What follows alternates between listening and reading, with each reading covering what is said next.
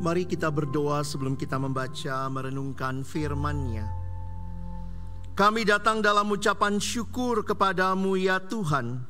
Terima kasih untuk anugerah-Mu yang luar biasa bagi kami. Kembali kami boleh datang memuji, memuliakan nama-Mu dan tiba waktunya bagi kami untuk membuka firman-Mu. Kami mohon ya Tuhan, ketika kami membuka firman-Mu, bukalah juga hati kami.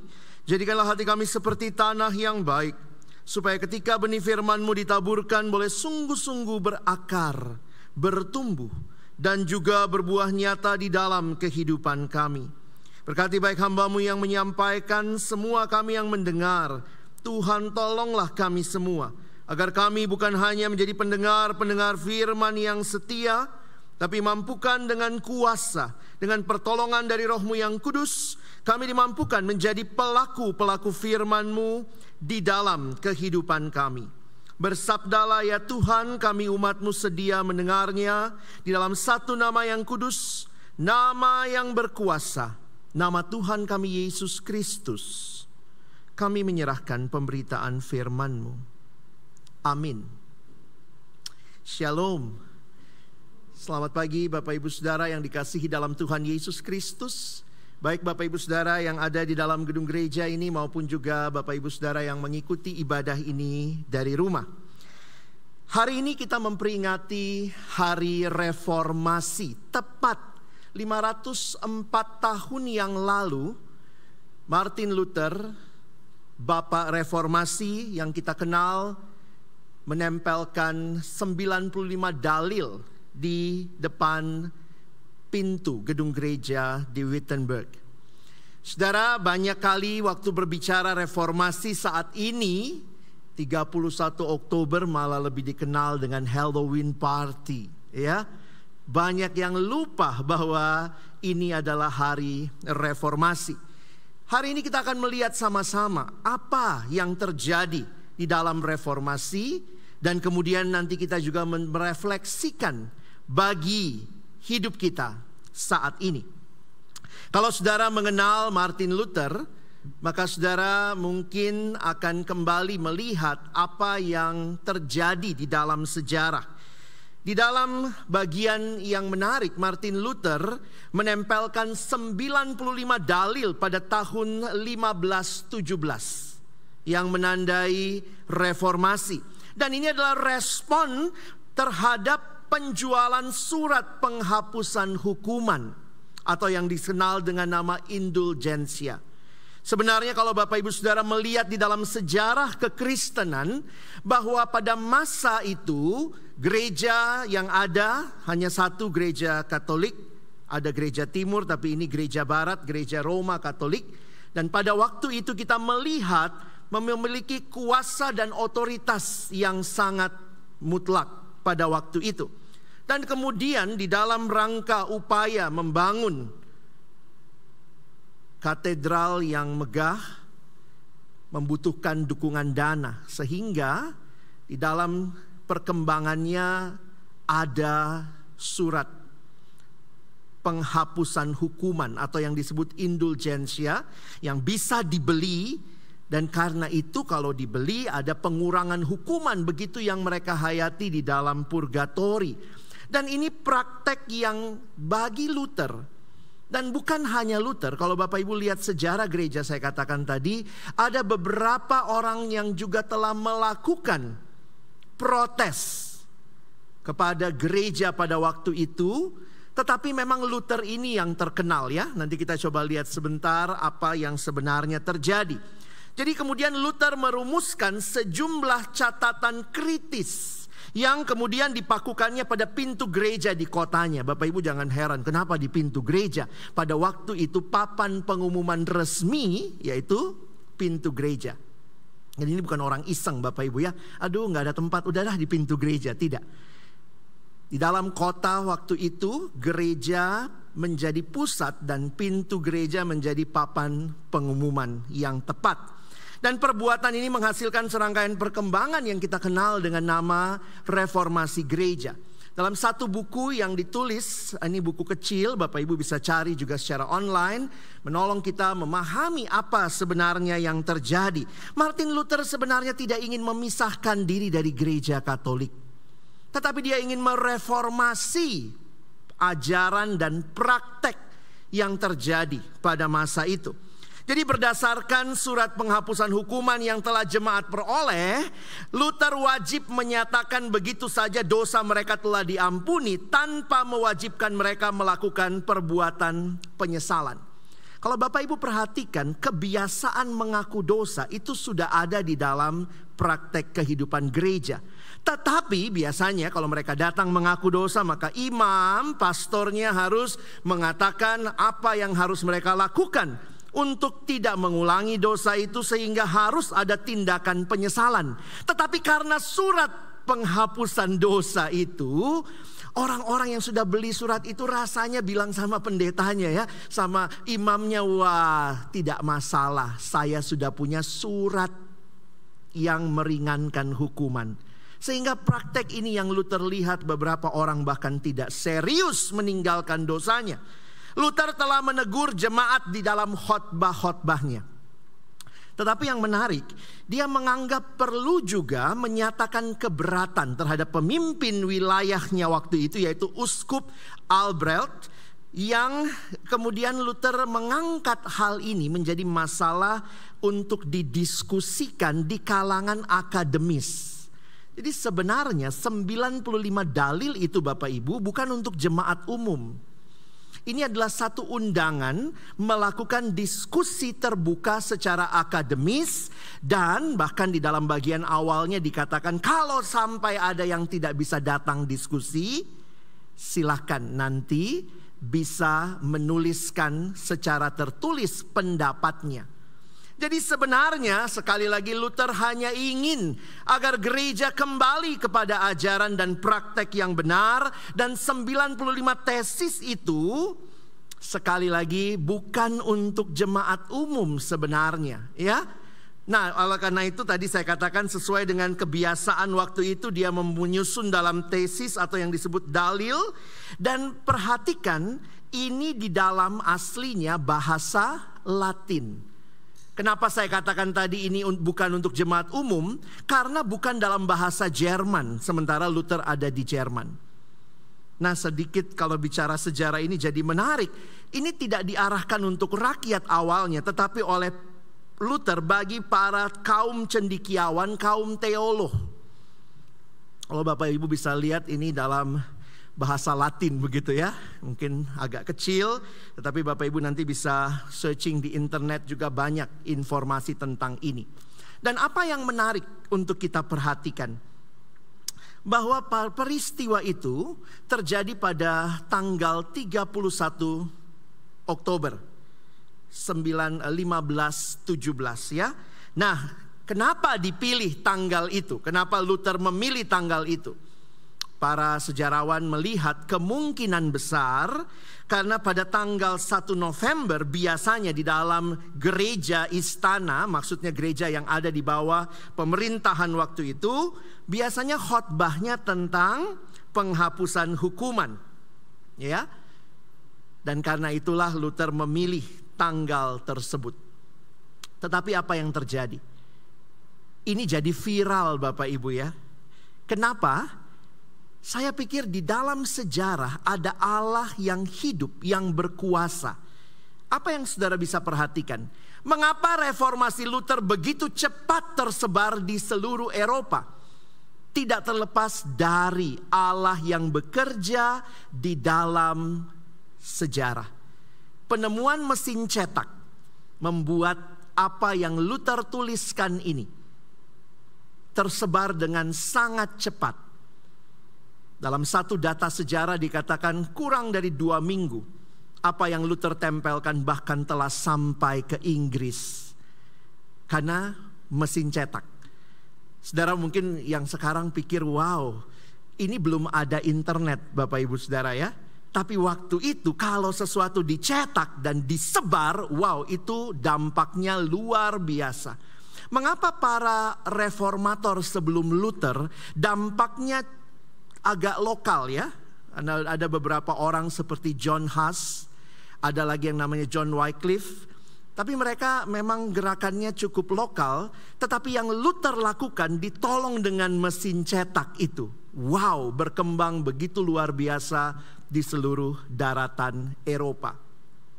Konon, kalau menurut cerita, ada anak muda yang waktu lihat papan itu ditempelkan dalil Luther, dia cepat-cepat mencatatnya dan bawa ke percetakan ya, sehingga dalam sejarah sangat cepat.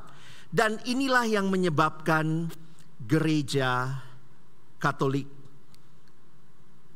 merasa terancam. Karena kalau surat penghapusan dosa ini dikritik, tidak dibeli lagi dari mana uang pemasukan yang waktu itu untuk membangun Basilika Saint Peter. Bapak Ibu Saudara yang dikasihi Tuhan, di dalam sejarah kita melihat bahwa sekalipun kelihatannya peristiwa-peristiwa sangat manusiawi, tetapi Allah bekerja di dalam sejarah. Mengapa? Karena Allah yang punya gerejanya dan Allah yang rindu gerejanya mengalami pembaharuan. Dan karena itulah di masa Martin Luther kita melihat pembaharuan itu terjadi. Nanti kalau Bapak Ibu membaca lebih lanjut sejarah, sekali lagi Luther tidak ingin awalnya memisahkan diri, tetapi dia dikejar terus, diminta pertanggungjawaban, lalu diminta mencabut 95 dalil ini. Dan akhirnya di dalam sejarah Luther harus menghadapi satu sidang yang dikenal dengan Diet of Worms pada tahun 1521. Nah ini kalau senang sejarah ingat tahun-tahunnya ya. Reformasinya 1517. Dia harus bertanggung jawab di Diet of Worms 1521. Dan hasilnya dia diekskomunikasi. Luther dibebas tugaskan dari seluruh jabatan dan juga tanggung jawab pada waktu itu. Jadi kalau Bapak Ibu lihat, bukan berarti 1517 langsung ada gerakan Protestan, tetapi belum ada gereja Protestannya karena Luther masih ada di dalam gereja Katolik. Apa yang perlu kita pikirkan, renungkan ketika kembali mengingat reformasi? Satu hal yang menarik, penulis-penulis kemudian menyimpulkan bahwa semboyan reformasi ini biasa dikenal dengan 5 sola. Ya. Nah, ini memang bukan murni Luther tulisnya 5 sola, tidak ya. Tetapi orang-orang yang menuliskan sejarah reformasi kemudian menyimpulkan apa yang dilihat di dalam sejarah, bahwa ada 5 sola yang menjadi semangat reformasi, yang disebut dengan sola gratia, sola fide, solus Christus. Kalau saudara ngerti bahasa Latin, pas di Kristusnya solus ya, bukan sola ya. Lalu sola scriptura, dan untuk Allah ya adalah soli deo gloria. Dan inilah yang menjadi semangat di dalam reformasi. Saya ingin mengajak kita memperhatikan sedikit lebih dalam tentang sola scriptura. Karena saya melihat bahwa inilah yang menjadi dasar yang paling utama kebangunan rohani. Saudara, saya mengutip kalimat dalam sebuah artikel yang ditulis oleh Profesor Ben Witherington. Dia yang mengatakan begini, di dalam pandangan saya, hal yang paling membahayakan yang Luther lakukan sebenarnya bagi dia bukanlah memakukan 95 dalil itu, tetapi menerjemahkan Alkitab ke dalam bahasa Jerman sehari-hari, ordinary German, dan encouraging its spread dissemination. Maksudnya Luther mendorong agar orang-orang punya akses terhadap kitab suci. Mengapa saudara? Mungkin buat kita sekarang, ya ampun gitu amat sih. Sekarang kita punya Alkitab, di rumah punya berapa Alkitab Bapak Ibu Saudara? Pasti lebih dari 1 ya. Bahkan di HP, di laptop, kita sekarang begitu gampang punya akses dengan kitab suci. Tetapi pada masa itu tidak demikian. Alkitab ditulis tangan, belum ada mesin cetak kan. Dan Alkitab yang resmi waktu itu hanyalah terjemahan yang disebut Latin Vulgate. Ini yang dipakai. Jadi katanya gereja-gereja bahkan ada yang tidak punya Alkitab, Bapak Ibu Saudara ya. Wah, ini menarik sekali. Konon ya, satu sejarawan mengatakan Luther sendiri sampai sudah ditahbiskan jadi imam belum punya Alkitab, belum pernah lihat Alkitab. Sehingga hampir kira-kira 1 tahun sesudah dia dijadikan imam, dia dipinjamin Alkitab. Kenapa? Karena waktu itu kan Alkitab itu pasti sangat luar biasa sulit, karena itu ditulis tangan dan yang punya itu hanyalah kaum bangsawan dan imam. Luther dipinjamkan Alkitab 1 tahun lamanya. Disitulah dia belajar, tetapi kemudian justru Luther rindu belajar ke bahasa aslinya. Masih ingat bahasa Alkitab aslinya? Perjanjian Lama Ibrani, Perjanjian Baru Yunani. Luther membaca terjemahan bahasa Latin, tetapi ini mendorong dia untuk belajar bahasa aslinya. Wah, saudara, pagi ini belajar sejarah ya. Dan kemudian kalau Latin Vulgate ini sebenarnya kalau kita perhatikan ini terjemahan yang dilakukan sekitar abad keempat, abad kelima, yang diminta oleh Paus ya. Bapak Ibu bisa baca di dalam slide saya. Sehingga hal yang menarik ketika Luther melihat apa yang terjadi dalam praktek gereja yang tidak sesuai dengan kebenaran firman, maka Bapak Ibu bisa melihat bagaimana Luther kemudian punya proyek. Ketika dia diekskomunikasi tahun 1521, sepanjang 1 tahun Luther menerjemahkan Alkitab ke dalam bahasa Jerman sehari-hari. Saudara, Luther tidak berhenti. Mungkin kalau kita pikir diekskomunikasi, dikeluarkan dari gereja, kena disiplin gereja, atau istilah sekarang sedang digembalakan. Luther nggak diem-diem aja, saudara ya. Maka ada Alkitab Luther yang sampai hari ini, kalau Bapak Ibu ke Jerman, mereka masih menggunakan terjemahan Luther. Ini terjemahan yang perjanjian barunya itu selesai tahun 1522. Masih ingat Luther diekskomunikasi 1521. Setahun itu dia menerjemahkan ke dalam bahasa Jerman sehari-hari perjanjian baru. Perjanjian lamanya selesai pada tahun 1534. Lengkaplah Alkitab PL dan PB dalam bahasa Jerman sehari-hari. Dan dalam sejarah Bapak Ibu lihat, Luther langsung menerjemahkan dari bahasa asli. Dia tidak pakai dari Latin Vulgate tadi. Dan hal yang menarik, sampai menjelang Luther meninggal, sejarah mencatat Luther meninggal 1546. Sampai tahun 1545 Luther terus melakukan revisi terhadap terjemahannya, dan itu dipakai di Jerman sampai hari ini. Saudara, apa yang menarik? Mengapa sola scriptura? Ketika gereja punya banyak tradisi yang membenarkan hal-hal yang sebenarnya tidak ada di dalam Alkitab, maka Luther berdiri dan menyerukan kembali kepada Alkitab, sola scriptura. Saudara, kalau Alkitab cuma didominasi oleh pemimpin, dan pemimpin itu punya kuasa, bayangkan orang Jerman, untuk Jerman ya, jemaatnya Luther itu orang Jerman, tetapi Alkitabnya bahasa Latin. Tidak pernah baca Alkitab, cuma dengar dari pemimpin. Pemimpin bilang beli surat pengakuan dosa. Ya, kata pemimpin harus beli. Beli aja deh.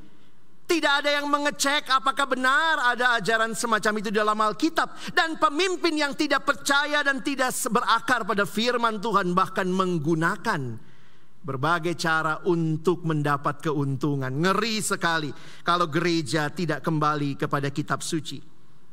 Sehingga kalau saudara memperhatikan di dalam sejarah, saya hanya bisa menyimpulkan bahwa kebangunan rohani, reformasi yang sejati sebenarnya terjadi ketika umat Allah berjumpa dengan Allah di dalam melalui firman-Nya. Gereja Reformasi menempatkan mimbar sebagai pusat. Khotbah menjadi kesempatan umat mendengarkan Allah. Ya, saudara perlu perhatikan juga ya perbedaan-perbedaan aliran dalam kekristenan. Gereja-gereja dalam aliran reformasi, pusatnya apa? Mimbar. Firman diberitakan. Ada Bapak Ibu pernah ke gereja yang lain? Kalau gereja Katolik pusatnya altar. Itu dalam sejarah jelas. Mimbar ada di samping. Sehingga puncak perayaan ibadah hari Minggu adalah misa. Fokusnya altar. Puncak perayaan ibadah kita firman. Gereja Reformasi menempatkan mimbar sebagai bagian utama. Sehingga kalau saudara perhatikan, sola scriptura lah yang membuat kemudian sola-sola yang lain. Luther temukan Calvin sebagai penerus, Zwingli, orang-orang yang kemudian melihat apa yang Alkitab sampaikan. Di dalam sejarah, Luther bukan orang pertama sekali lagi. Bahkan di dalam Alkitab kalau Bapak Ibu bilang emangnya ini semua belajar sejarah aja Pak? Tidak, Bapak Ibu juga bisa lihat ya. Lihat reformasi Raja Yosia. Kalau Bapak Ibu perhatikan reformasi yang terjadi di masa Raja Yosia yang naik tahta umur 8 tahun. Lalu kemudian Yosia dengan anugerah Tuhan dia melakukan reformasi, salah satunya adalah memperbaiki rumah Tuhan. Nah Bapak Ibu menarik, waktu memperbaiki rumah Tuhan, tiba-tiba kemudian ditemukan kitab Taurat Musa. Wah menarik ya, ternyata umat selama ini di dalam rumah Tuhan, menarik sekali kalau baca 1 Tawarikh 2 Tawarikh 34 ya. Dituliskan di situ, ditemukanlah ada imam yang ketemu waktu itu, dia temukan kitab Taurat Musa di rumah Tuhan. Saya geli baca itu ya. Bayangkan Bapak Ibu, kitab Taurat Musa di dalam rumah Tuhan. Itu ketemu nyelip kayaknya ya, tidak dipakai selama ini. Itu sama kayak ceritanya gitu. Wah kemarin kami ke gereja, lalu ternyata gereja kita ketemu Alkitab. Ternyata Alkitab nyelip, gak dipakai selama ini. Sehingga kemudian waktu ditemukan kitab Taurat Musa dibawa kepada raja. Maka ada tulisan di dalam 1 Tawarikh 34, 2 Tawarikh 34. Nanti Bapak Ibu bisa lihat seluruhnya ya. Safan panitera negara itu memberitahukan juga kepada raja, Imam Hilkia telah memberikan kitab kepadaku. Lalu Safan membacakan sebagian di depan raja. Perhatikan responnya. Segera sesudah raja mendengar perkataan Taurat itu, dikoyakkannya lah pakaiannya. Saudara, perjumpaan dengan firman Tuhan itulah yang menjadi kebangunan rohani yang sejati. Esra melakukan reformasi ibadah, didampingi Nehemia yang melakukan reformasi dalam kemasyarakatan. Dia bangun tembok. Esra membangun kembali ibadah umat Allah. Menarik sekali di dalam Esra pasal 7 ayat yang ke-10. Dituliskan sebab Esra telah bertekad untuk meneliti Taurat Tuhan dan melakukannya serta mengajar ketetapan dan peraturan di antara orang Israel. Saudara, ini kerinduan yang sangat dalam. Sekali lagi, Esra bukan di zamannya Martin Luther.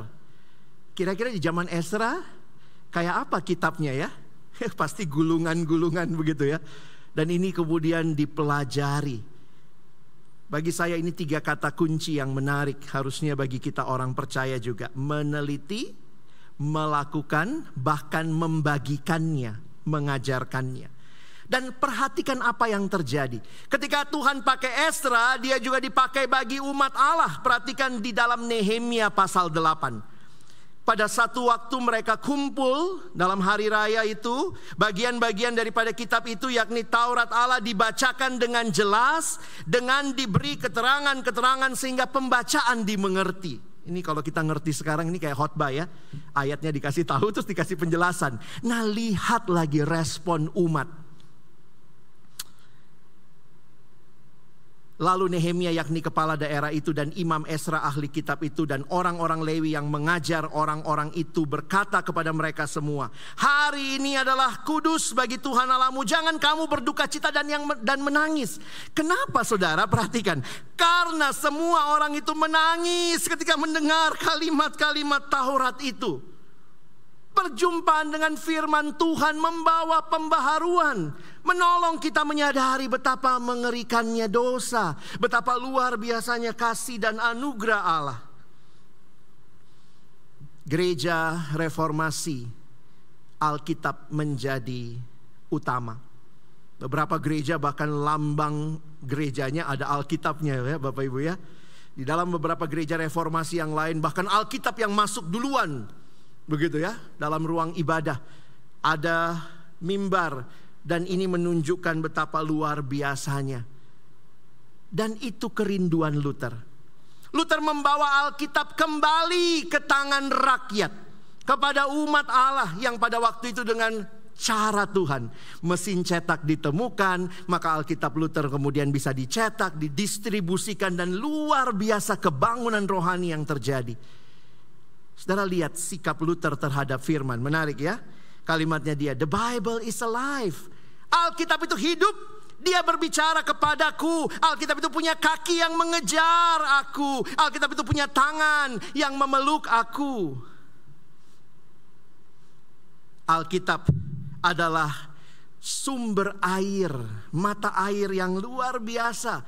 Ketika seseorang datang minum darinya, dia akan terus menerus menimbulkan rasa haus untuk terus menerus minum.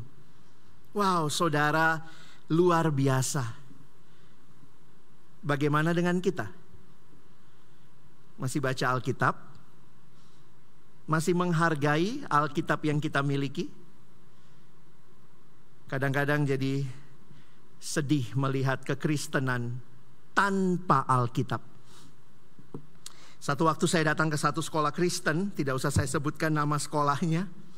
Lalu saya tanya kepada anak-anak yang ada di sekolah itu kebaktian SMA. Saya tanya, numpang tanya, siapa yang dari kecil Kristen? Dari lahir deh Kristen, yang begitu lahir namanya udah Matius, Markus, Maria, Marta begitu ya. Wah, karena itu sekolah Kristen saudara, kira-kira sekitar 85% anak angkat tangan. Itu kira-kira 300 siswa ya. Wah, angkat tangan. Ya, siapa yang dari kecil Kristen? Angkat tangan, udah ya. Coba angkat yang tinggi. Sekarang saya tanya pertanyaan kedua. Siapa yang sudah pernah baca Alkitab sekali habis dari Kejadian sampai Wahyu? Tangan mulai turun. Saya bilang pelan-pelan aja turunnya biar gak malu. Dan akhirnya tersisalah saudara. Masih puji Tuhan ada sisanya ya. Tersisa 3 orang. Dan saya jadi bertanya, apakah Alkitab begitu penting buat hidup orang percaya saat ini? Apakah saudara dan saya benar-benar menjadikan kitab suci harta utama kita? Yang ketika kita merindukan, keluarga kita juga menikmatinya. Anak orang Kristen soalnya pulang sekolah ngeles ya. Ngeles apa? Alkitab? Enggak ya. Matematika, fisika, kimia. Enggak salah. Karena Bapak Ibu anak butuh pelajaran tambahan. Tapi apa didorong baca Alkitab ya? Saudara sepupu kita bahkan merindukan anak-anaknya selesai baca kitab suci mereka. Kira-kira kelas 3 SMP. Makanya pulang sekolah mereka selalu pergi ngaji. Menarik ya? Anak orang Kristen gak banyak yang kayak gitu ya. Kalau mama-mama kumpul apa yang dibicarakan? Berapa nilai anakmu? Oh, berapa nilai anakmu? Siapa guru lesnya? Kalau anak mereka mungkin kumpul ditanya, udah hatam gak? Udah selesai baca kitab suci? Kita gereja reformasi, tapi kitab suci bukan segala-galanya. Tambahan. Bahkan ada yang bilang jangan terlalu sering baca Alkitab, nanti gila. Hah? Ngeri ya? Ini gereja reformasi saudara. Orang-orang yang mengatakan Alkitab adalah firman Tuhan segala-galanya, tapi berkata jangan terlalu sering dibaca, nanti gila. Luther membaca Alkitab. Dan dia gila di zamannya. Karena dia memberitakan apa yang Alkitab sampaikan. Kalau saudara membaca ajaran-ajaran yang lain, sumbernya itu Alkitab ya. Mungkin saya tidak banyak bicara yang lain, tapi saudara bisa lihat dalam sejarah sola gratia, grace alone. Anugerah Allah, keselamatan itu karena perbuatan baik atau karena usaha kita? Anugerah Allah atau perbuatan baik kita? Jelas keselamatan adalah anugerah Allah, bukan sesuatu yang kita upayakan. Kalau saudara dan saya yang mengupayakan keselamatan, maka siapa juru selamat? Berdua dong. Saya berdua juru selamat, Pak. Tuhan Yesus sama saya. Kalau keselamatan karena perbuatan baik kita. Saya kadang-kadang mikir ya, kalau keselamatan perbuatan baik, di sorga tuh orang sombong banget pasti ya. Kenapa masuk sini? Kemarin baru sumbang gereja. Kemarin baru bangun 3 gereja. Oh, kenapa masuk sini? Oh, saya usahanya semua hasilnya untuk panti asuhan. Kita bisa sombong di surga. Kenapa? Kenapa masuk sini? Ya karena perbuatan baik saya. Tapi di surga kita semua hanya akan berkata, Tuhan, saya gak layak. Bukan karena perbuatan baikku, tapi karena anugerah-Mu. Karya keselamatan adalah anugerah Allah semata, bukan karena perbuatan baik kita. Kekristenan dengan tegas menyatakan keselamatan bukan apa yang kita lakukan bagi Tuhan, tapi apa yang Tuhan lakukan bagi kita. Kalau saudara ikut andil, berarti saudara juga juru selamat dong. Makanya Luther punya kalimat menarik ya. Kutipan dia. If grace depends on our cooperation. Kalau anugerah itu bergantung pada kerjasamamu, maka itu bukan lagi anugerah karena ada bagianmu. Anugerah itu karena kamu gak punya bagian apa-apa. Oh, luar biasa ya. Melihatnya kepada siapa? Sola gratia, diterima dalam iman kepada solus Christus. Tidak ada keselamatan lain. Luther mengatakan kalimat ini, when I look at myself, I don't see how I can be saved. Waktu saya lihat hidup saya nggak, gimana saya bisa diselamatkan. Tetapi when I look at Christ, I don't see how I can be lost. Semua anugerah Allah berpusat pada karya pengorbanan Kristus. Kalau begitu siapa yang dapat soli Deo Gloria? Ya Tuhan ya, jangan soli Dewe Gloria. Bukan untuk kemuliaan Bapak Ibu. Kalau Bapak Ibu juru selamatnya ya soli Dewe Gloria. Tapi Deo, Allah, Tuhan. Timothy Keller berkata, agama-agama hanya membuat manusia bangga atas apa yang dia lakukan. Tetapi Injil make us proud of what Jesus has done. Makanya kita bersyukur anugerah Tuhan. Luar biasa. Semangat reformasi mengingatkan kita betapa tidak mungkinnya engkau dan saya selamat. Hanya karena anugerah Allah.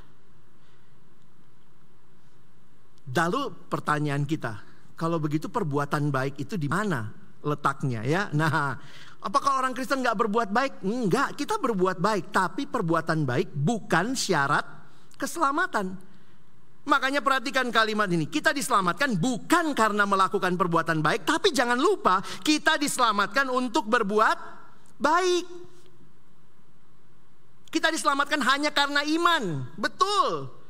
Makanya kalimat bahasa Inggris ini menolong. Salvation always produce works. Salvation always produces works. But works never produce salvation. Pekerjaan-pekerjaan tidak membuat keselamatan, tetapi keselamatan membuat kita melakukan pekerjaan yang baik. Dalam sebuah kesimpulan, seorang tokoh reform bernama R.C. Sproul, dalam buku yang dia tulis, ini buku singkat, padat tentang kepercayaan iman Kristen, dia menuliskan tentang hubungan iman dan perbuatan baik.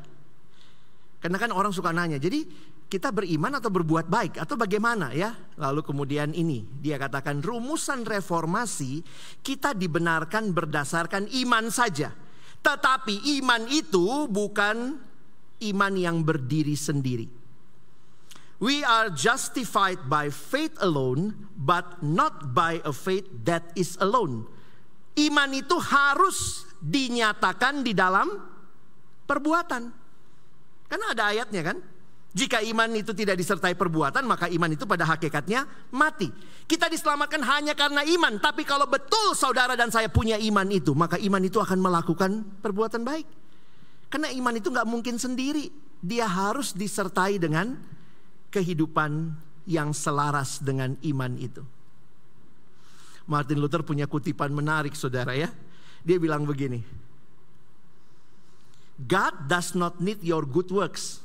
Tuhan gak butuh pekerjaan baikmu, yang butuh tuh tetanggamu. Coba lihat kiri kanan saudara ya. Berbuat baiknya tuh ke situ. Kalau ke Tuhan ya terima aja anugerahnya ya. God doesn't need your good works, but your neighbor does. Saudara, inilah semboyan reformasi. Sola Scriptura, hanya kitab suci, bukan hal yang lain, bukan tradisi, tapi semua harus diuji berdasarkan kitab suci. Kebangunan rohani sejati terjadi ketika umat berjumpa dengan Tuhan dalam firman Tuhan. Beberapa kali saya pimpin retret. Saya ingat juga pernah waktu itu mau KKR malamnya, lalu gurunya, ini saya di sekolahan ya, terus gurunya bilang gini, jadi Pak Alex nanti KKR-nya bagaimana Pak? Ya saya akan baca Alkitab Bu, saya bilang gitu ya. Karena gurunya nanya gini, nanti pas kapan Pak? Nanti biar saya matiin lampunya. Wah, ternyata mau disetting ya. Matiin lampunya nanti anak-anak, wah siapa yang mau terima Yesus gitu ya. Saya bilang maaf Bu, saya butuh semua lampu menyala. Karena kebangunan rohani sejati terjadi ketika kita baca firman Tuhan. KKR bukan nakut-nakutin orang, tapi bawa dia kenal siapa Tuhan lewat firman. Karena itu lampu nyalain semua ya. Kadang-kadang kita berpikir Alkitab itu cuma aksesoris. Sola Scriptura, sola gratia, hanya anugerah bukan perbuatan baik. Sola fide, hanya iman di dalam iman, tetapi bukan iman yang berdiri sendiri. Solus Christus, dia yang utama, dan bagi Allah lah kemuliaan. Kalau gereja Tuhan sampai hari ini melakukan reformasi, maka semboyan reformasi ini jadi penting. Ecclesia reformata semper reformanda est secundum verbum Dei. Dalam bahasa Latin yang artinya dalam bahasa Inggris, the church reformed, always reforming according to the word of God. Reformasi belum selesai. Bapak, Ibu, Saudara dan saya, gereja Tuhan hari ini terus direformasi. Mari terus baca firman Tuhan, menikmati pembaharuan. Apa yang tidak sesuai kita kembalikan sesuai dengan firman-Nya.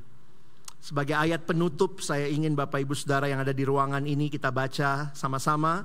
Bapak Ibu Saudara yang di rumah, ini juga pesan Paulus bagi jemaat di Roma. Roma 12 ayat 2, 1-2, ya.